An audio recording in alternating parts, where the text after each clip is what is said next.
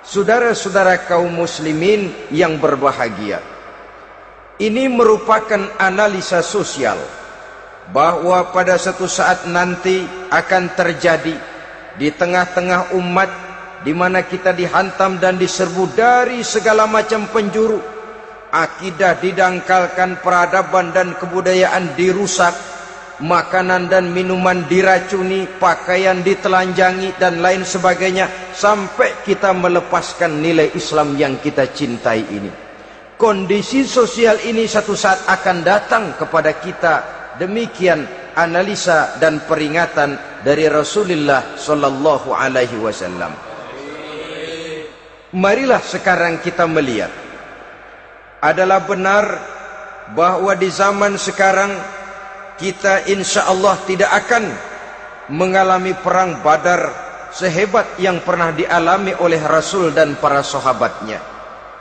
Tetapi sesungguhnya perang yang kita hadapi di zaman sekarang ini tidak kalah hebatnya dengan perang Badar, tidak kurang dahsyatnya dengan perang Uhud, tidak kurang ngerinya dari perang Khandaq.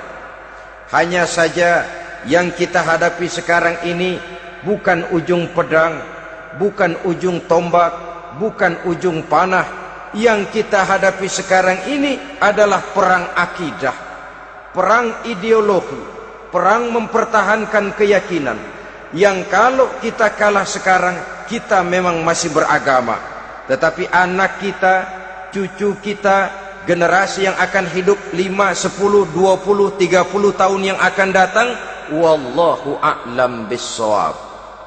Islam, saudara-saudaraku, tidak mungkin hilang dari dunia, tetapi tidak mustahil Islam gulung tikar dari desa kita, tidak mustahil Islam gulung tikar dari kampung dan kota kita, jikalau kita tidak menjaganya, jikalau kita tidak memeliharanya, bahkan jikalau kita tidak mewariskannya kepada anak-anak kita, generasi yang akan datang.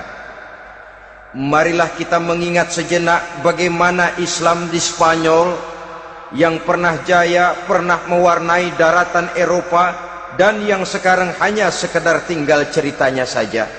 Ini pernah diperingatkan oleh Rasul dalam satu hadis, sayati ala ummati zamanun la yabqal Islam illa ismun wala minal Quran illa rasmun. Akan datang satu masa di tengah umatku di mana pada masa itu Islam ada tapi hanya tinggal sekedar namanya saja, dan Quran pun ada tapi cuma sekedar tinggal tulisannya saja.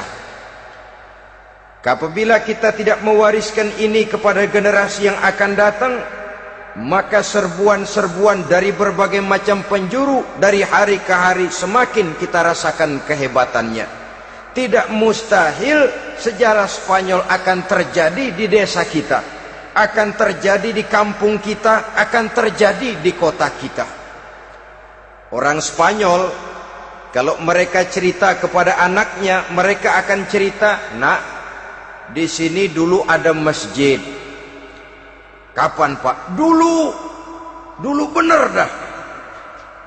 Banyak orang Islam kalau hari Jumat pada sembahyang, kapan itu, Pak? Dulu sekali. Sekarang cuma sekedar tinggal ceritanya saja. Bukankah sesuatu yang sangat tidak mustahil apabila kita tidak menjaga dan mewariskan Islam ini kepada generasi yang akan datang?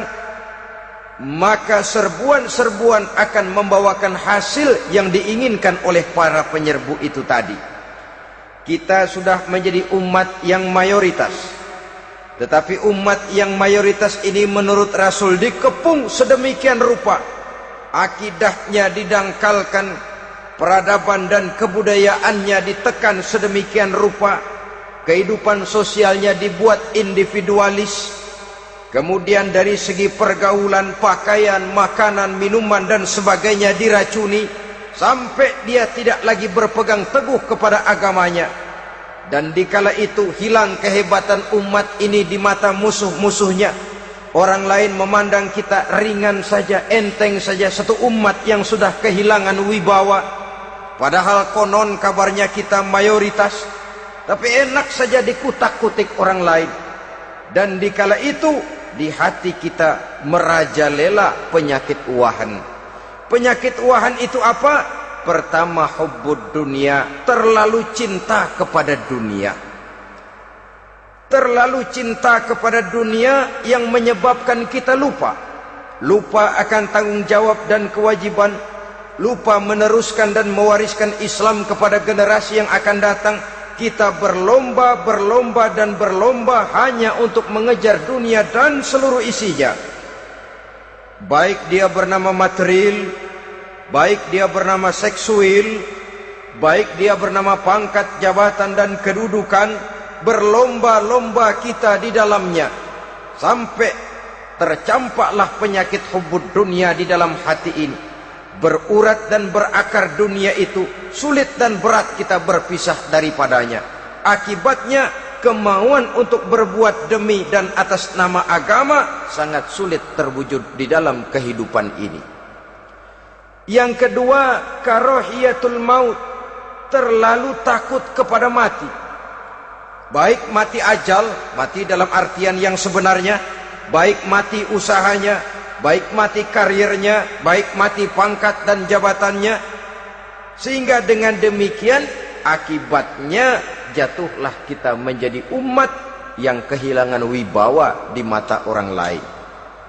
Saudara-saudara kaum muslimin rahimakumullah, saya katakan tadi, perang yang kita hadapi di zaman sekarang adalah perang akidah. Perang menghadapi peradaban dan kebudayaan yang menghancurkan moral daripada anak-anak kita. Perang menghadapi banjirnya maksiat dan munkarat. Yang di tengah-tengah itu, di samping berkewajiban menjaga diri dan keluarga, kita pun juga berkewajiban menjaga anak-anak kita, generasi yang akan datang. Mengarahkan dan mendidik mereka sesuai dengan yang dikehendaki oleh Allah Subhanahu wa ta'ala.